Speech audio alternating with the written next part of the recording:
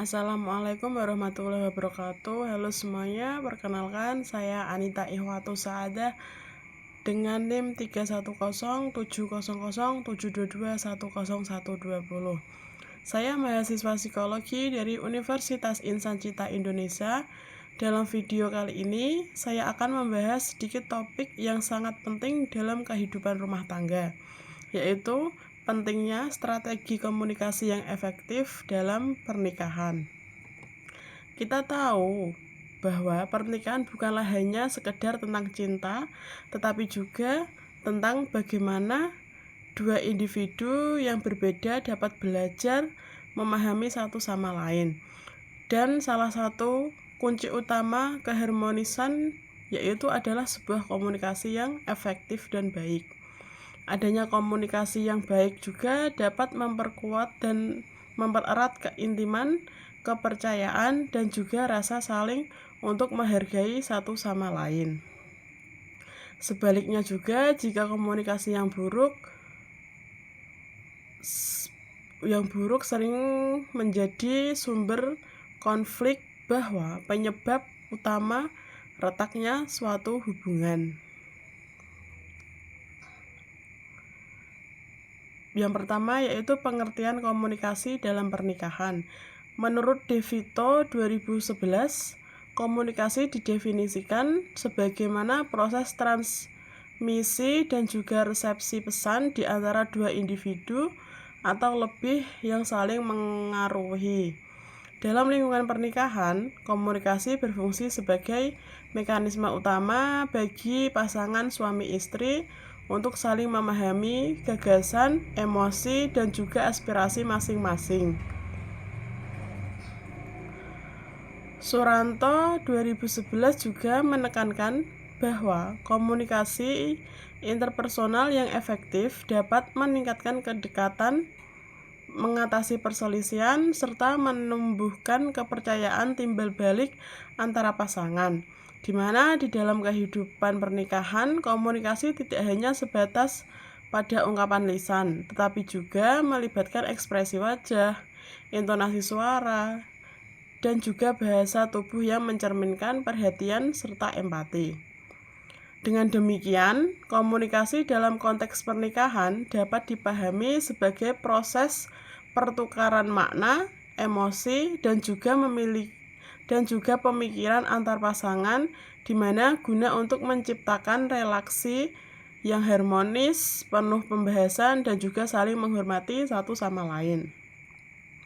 Melalui komunikasi yang sehat, pasangan dapat saling menyesuaikan diri, memperkuat ikatan emosi, serta membangun keluarga yang harmonis dan bahagia. Yang kedua yaitu pentingnya komunikasi efektif dalam sebuah pernikahan, di mana komunikasi yang efektif merupakan suatu landasan fundamental bagi pernikahan yang harmonis. Dengan komunikasi yang baik, pasangan dapat saling memahami emosi, gagasan, dan juga kebutuhan masing-masing. Komunikasi yang efektif memungkinkan pasangan untuk menghindari miskomunikasi yang dimana seringkali menjadi pemicu perselisihan kecil dalam suatu rumah tangga.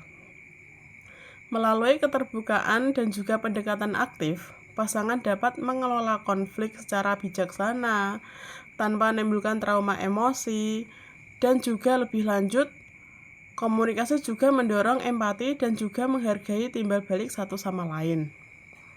Ketika seseorang merasa didengarkan dan dipahami, dia akan merasa aman dan diterima dalam relasi tersebut.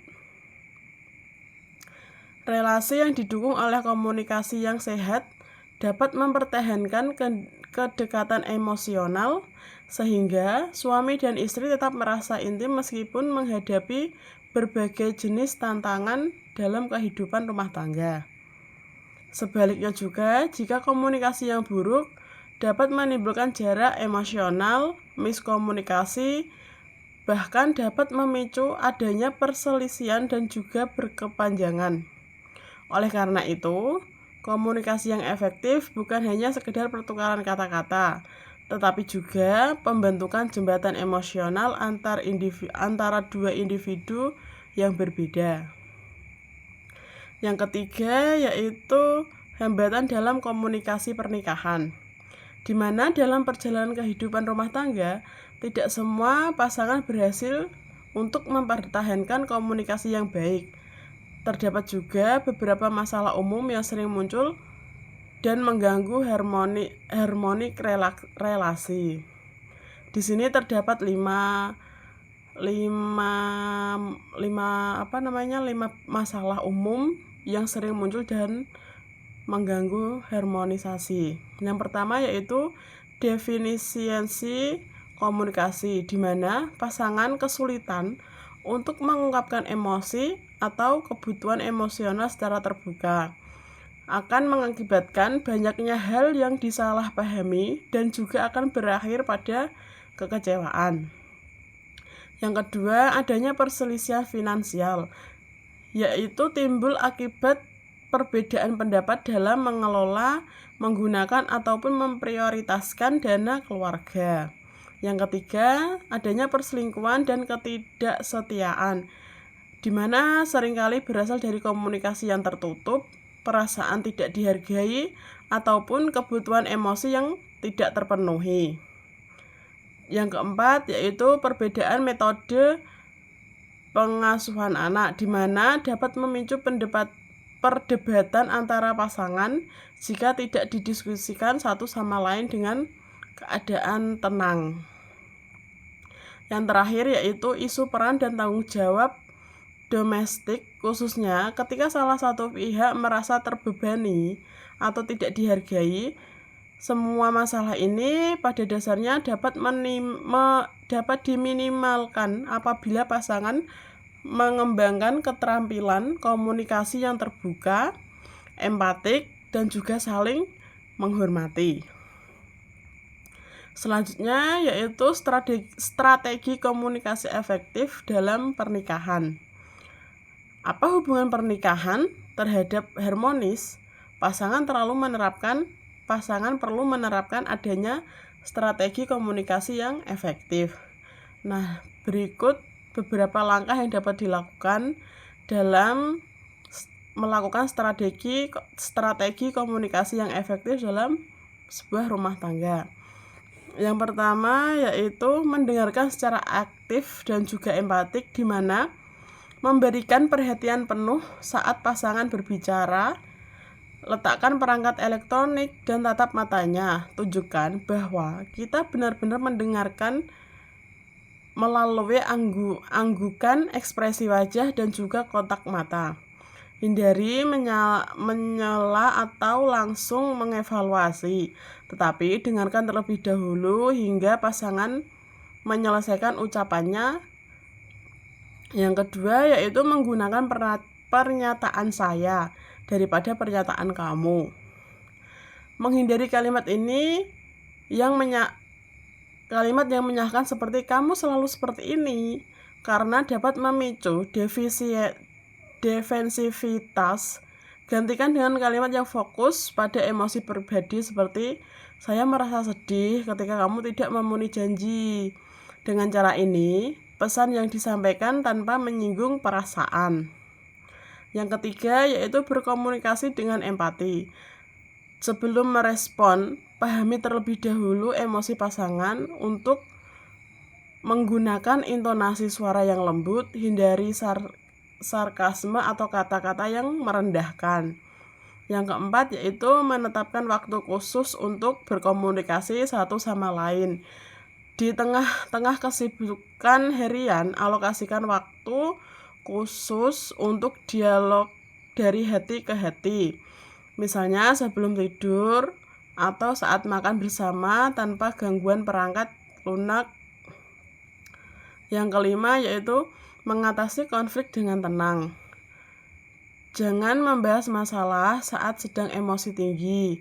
Tenangkan diri terlebih dahulu, kemudian diskusi dengan kepala dingin, fokus pada resolusi, bukan pada menentukan siapa yang benar, siapa yang salah.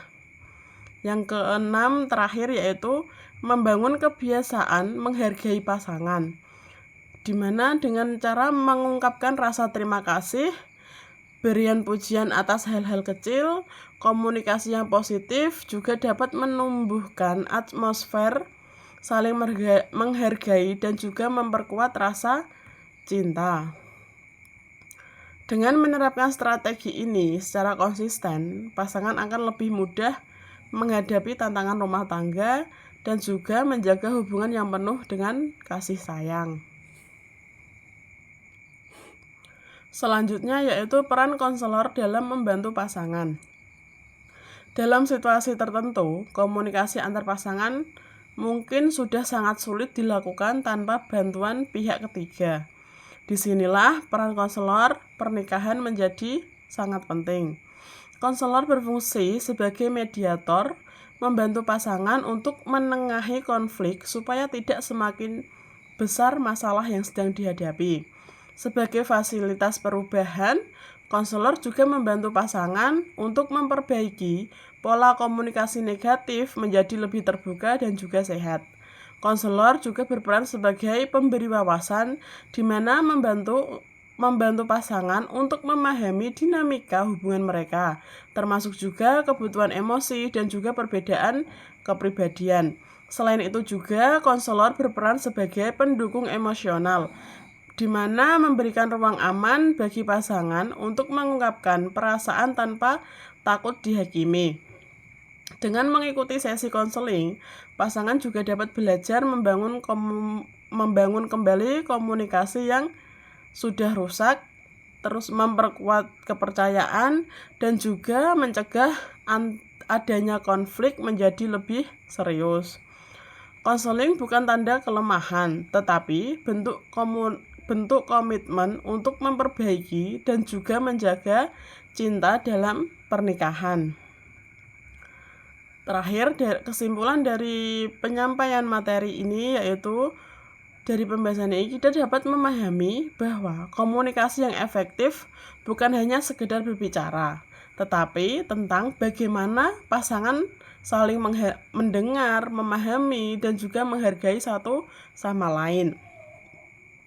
Komunikasi menjadi sebuah jembatan utama dalam menjaga cinta dan juga kepercayaan dalam rumah tangga, serta menjadi dasar untuk menghadapi setiap tantangan dalam kehidupan rumah tangga. Dengan menerapkan strategi komunikasi yang terbuka, empatik, dan juga penuh rasa hormat, pasangan dapat membangun hubungan yang lebih harmonis, saling mendukung, dan akan langgeng sampai maut memisahkan. Ingatlah bahwa tidak ada pernikahan yang sempurna, tetapi dengan komunikasi yang baik, setiap perbedaan dapat dijembati, setiap konflik dapat diselesaikan, dan juga setiap cinta dapat dipertahankan dengan baik. Semoga materi ini dapat memberikan wawasan dan juga inspirasi bagi kita semua dalam menciptakan hubungan pernikahan yang sehat dan juga harmonis. Terima kasih telah menyimak video ini sampai selesai. Wassalamualaikum warahmatullahi wabarakatuh.